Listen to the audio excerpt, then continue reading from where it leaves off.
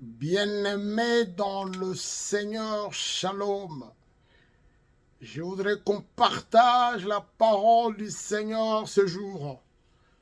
Nous allons lire la parole de Dieu dans le livre de Daniel, chapitre 3 du 22e au 26e verset. Comme l'ordre du roi était sévère et que la fournaise était extraordinairement chauffée, la flamme tua les hommes qui avaient jeté Shadrach, Meshach et Abednego.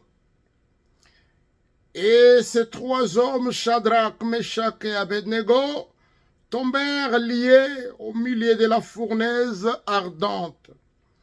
Alors le roi Nebuchadnezzar fut effrayé et s'éleva précipitamment. Il prit la parole et dit à ses conseillers: n'avons-nous pas jeté au milieu du feu trois hommes liés?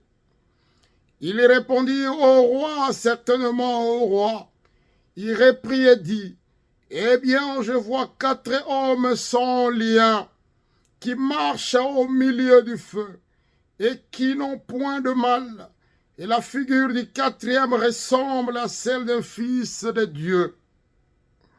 Ensuite, Nebuchadnezzar s'approcha de l'entrée de la fournaise ardente et prenant la parole, il dit: Shadrach, Meshach et Abednego, serviteurs du Dieu suprême, sortez, venez. Et Shadrach, Meshach et Abednego sortirent du milieu du feu. Parole du Seigneur. Je voudrais qu'on partage quelque chose de très important ce jour. Les rescapés du feu. Les rescapés du feu. Ici, nous avons l'histoire des trois hébreux, Shadrach, Meshach et Abednego. On les a demandé de se prosterner devant la statuette d'or de Nebuchadnezzar, une créature du Dieu vivant. Mais ils les avaient refusés. Alors qu'on a affaire à une statue, la statue d'or, qui représente la richesse, l'argent, le moyen. La Bible dit tout le monde. Le gouverneur, le satrape, le médecin, le juge, le magistrat, bien nommé, tout le monde devrait se prosterner. Ils ont accepté de se prosterner devant la statuette de Nebuchadnezzar. Mais il y a eu trois personnes. Laisse-moi te dire, ces trois personnes étaient les intendants de Babylone. C'est eux qui géraient le moyen. C'est eux qui géraient la finance. C'est eux qui géraient l'économie de Babylone. Mais pendant ce temps, on les a demandé de se prosterner. Ils ont choisi le camp de Dieu. Ils n'ont pas voulu choisir le camp de l'ennemi, le camp de la statue. Parce que la Bible dit exactement dans Exode chapitre 20 verset 3, tu n'auras point d'autre Dieu devant ma face. Ils ont choisi le véritable Dieu. Ils ont abandonné la richesse de ce monde. Pose-toi des questions. Là où tu es, si ce que tu fais, le royaume de Dieu ne se retrouve pas, tu es déjà égaré, bien-aimé. Tu as fait un mauvais choix. Le véritable choix, c'est le choix de Jésus-Christ. Shadrach, Meshach et Abednego, ils géraient la finance, ils géraient l'économie. Mais devant cette situation, ils ont préféré le royaume des cieux. Ils ont préféré d'abandonner la richesse. Ils ont préféré d'abandonner tous les moyens financiers qu'ils pouvaient en avoir, qu'ils pouvaient disposer. À cause du royaume. Nous sommes dans un monde où les gens sont en train d'abandonner Jésus, d'abandonner l'Éternel pour le bien de ce monde. Les biens de ce monde resteront, bien-aimés. Ça restera sur cette terre. Ils ont fait le bon choix. Même si c'était le choix de la mort, ils ont accepté de mourir. Ils ont accepté de mourir pour préserver la cause du royaume. On les a jetés, les mains liées, signe diabolique, satanique. Quand le diable te rencontre, la première des choses, c'est te lier, t'écarter de Dieu, te lier, te faire du mal. On les a liés, on les a jetés dans la fournaise. Même ceux qui les avaient jetés, ils étaient brûlés. Mais les 3 hommes liés dans la fournaise, quand la situation est devenue compliquée, Jésus est descendu lui-même. La 4e personne, c'est celui-là qui est descendu lui-même pour les sauver, pour sauver leur vie. La 4e personne, lui-même est descendu. Quand la situation devient très compliquée, où ta force est arrêtée, là c'est Jésus. Jésus lui-même qui intervient pour donner la vie. Et quand il est arrivé, la première des choses, c'est de les délier. Ils étaient déliés. Les gens qui étaient liés, j'étais dans la fournaise, ils ont commencé à marcher. Et à côté de ces 3, il y avait la 4e personne. Ressemblant au Fils de l'homme, Jésus lui-même au milieu de feu. Et il le savait, avec la puissance de Jésus, le feu ne pouvait pas résister. La Bible dit ceci, dans Ésaïe chapitre 43, verset 2b. Si tu marches dans le feu, tu ne te brûleras pas, et la flamme ne t'embrasera pas.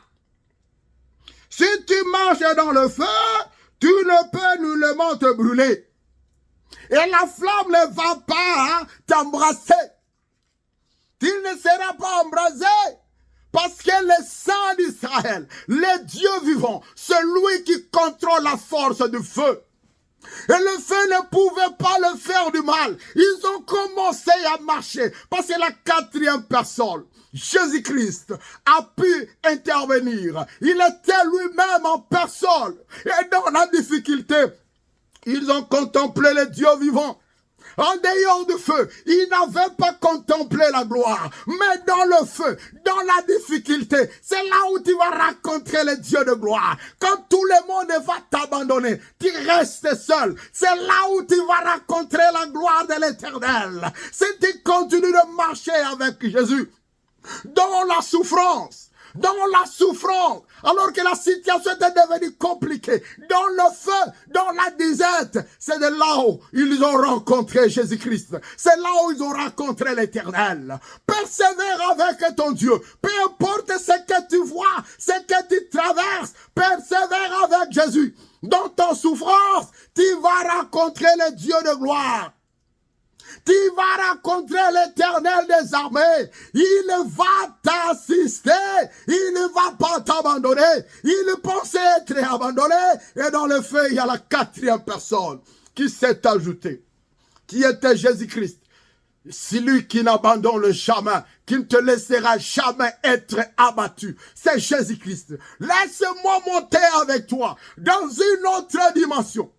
Alors que Nebuchadnezzar voulait amener les gens dans le feu. C'est exactement le plan du diable. Le plan de l'ennemi, c'est de nous amener dans l'enfer. Parce qu'il sait, le diable sait bien que les derniers jours, il sera jeté dans le feu, dans le Géhenne, dans le feu ardent. Et il a une mission, sa mission c'est de ne pas aller seul. Alors que l'homme a été perdu, le diable a compris, il fallait amener l'homme au feu. Il fallait nous amener dans le feu, nous jeter dans le feu, mourir avec lui, le feu de Nebuchadnezzar, comparable à l'enfer. Alors que le cortège se dirigeait vers le feu, vers la mort, l'homme a été perdu. L'homme a été perdu. Il devrait être jeté dans le feu, ensemble avec le diable. Mais le ciel a été ouvert. Le ciel s'est ouvert. Il y a quelqu'un qui a descendu. Il s'appelle Jésus-Christ. Il est descendu pour arrêter les cortèges. Les cortèges qui nous amenaient dans l'affaire. Il y a Jésus qui est descendu. Il est descendu pour nous sauver. Il est descendu pour nous apporter son soutien. Il est descendu pour nous sauver du danger. Et les cortèges ne pouvaient plus aller jusqu'à l'enfer parce que la grâce est venue. La grâce de Jésus-Christ. Il est venu nous sauver. Il est venu nous détourner de la méchanceté. Pour celui qui donne sa vie à Jésus-Christ, il ne va plus aller à l'enfer. Les dons gratuits que l'Éternel nous a offerts, c'est Jésus-Christ. Parce qu'il est descendu pour arrêter les cortèges. Les cortèges qui se dirigeaient vers le feu. Les cortèges qui se dirigeaient vers l'enfer. Les cortèges de Nebuchadnezzar. La quatrième personne a intervenu. Et cette quatrième personne s'appelle Jésus-Christ. Alors qu'il est lui-même, il a accepté d'aller même, d'arriver près du feu. Bien nommé, même s'il y a eu quelques intercesseurs qui sont représentés par l'œuvre de la croix. De la gloire, mais toi et moi, nous ne pouvons plus être jetés dans la fer. Nous ne pouvons plus être jetés dans le feu parce qu'il y a quelqu'un qui nous a sauvés, quelqu'un qui a détourné les cortèges, quelqu'un qui a arrêté les cortèges. C'est Jésus-Christ. Pour que toi et moi, nous ne pouvons pas être perdus. Donne ta vie à Jésus-Christ et tu ne seras plus jamais jeté dans le feu. Que l'Éternel, le Dieu de gloire, vous bénisse.